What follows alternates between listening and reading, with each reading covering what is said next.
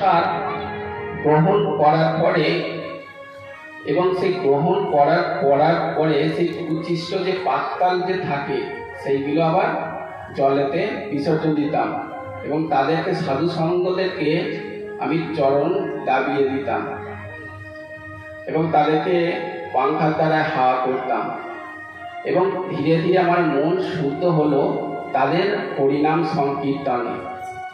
তারা সর্বদাই এই যে মালা দেখতে পাচ্ছেন, মালা তারা সবসময় হরে কৃষ্ণ মহামন্ত্র কিংবা রাধে রাধে নাম জপ করতেন।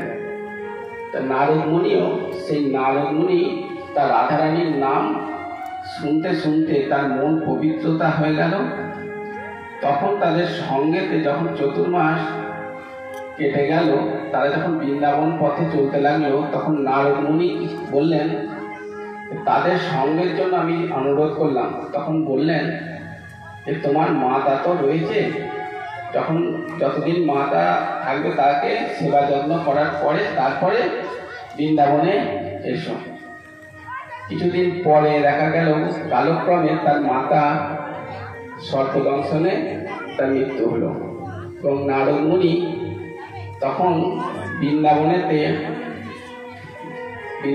গিয়ে আমাদের মধুবন বলে একটা, যারা যাবেন বৃন্দাবনে 84 কোষ বোঝযাত্রার মধ্যে মধুবন একটা রয়েছে, সেই বনে ওখানে গিয়ে নারদ মুনি তপস্যা করলেন এবং শেষে বললেন, নারায়ণ দর্শন দিলেন। দর্শন দেওয়ার পরে নারদ মুনিকে বললেন যে তুমি কি চাও? তখন বললেন আমি ভক্তি চাই। দেখুন, ভক্তি এমন একটা জিনিস, কৃষ্ণের প্রেমা ভক্তি, তার মধ্যে সব কিছুই আমাদের যত মনের ভাবনা, যত সাধন রয়েছে সব ভক্তির আন্ডারের মধ্যে। সেই জন্য সেই ভক্তি চার ফলে নারায়ণ তখন আশীর্বাদ দিলেন।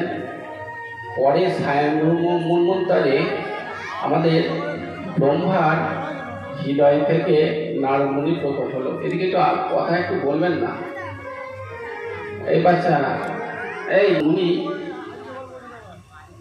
কি করলেন? তখন আমাদের ভক্তি চাওয়ার ফলে তো এই জন্মে সে নারদ মুনি হয়ে বীণা বাজাতে বাজাতে ভগবানের নারায়ণের নাম কীর্তন করতে লাগলেন এবং পরিশেষে তার মন তৃপ্ত হলো। ব্যাসদেবকে এই কথা বললেন যে আমি কৃষ্ণ কথামৃত, কৃষ্ণ ভজন আমি করি বলি আমি মন তৃপ্ত হয়েছি।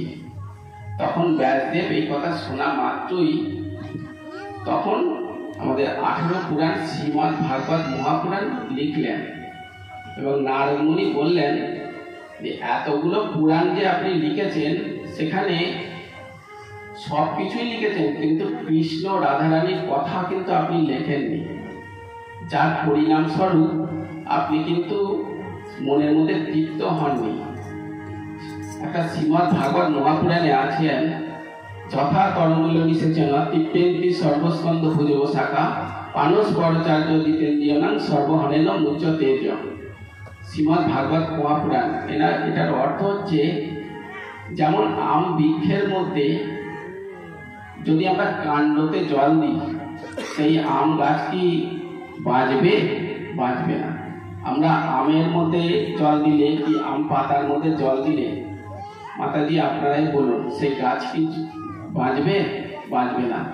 যতক্ষণ না মূল গোড়ায় জল দিচ্ছি ততক্ষণ কিন্তু জল দেওয়ার পরেই সে দেখবেন, আর পাতা পুষ্প ফলের আলাদা আলাদাভাবে আমরা জল দেওয়া বোধ করছি না। মূলেতে জল দেওয়া হলো, সম্পূর্ণ গাছ কিন্তু হারা ভরা হয়ে যাবে, তাই তো?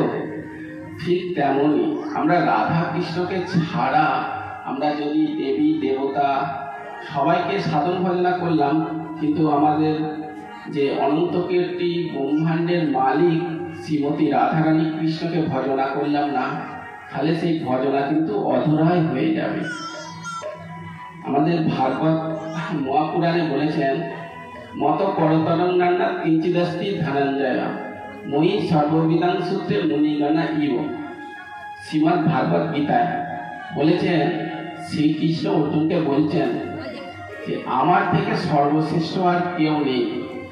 যেমন মুক্তোর মালা সব দেখেছেন নিশ্চয়ই মাতাজি, মুক্তোর মালা একের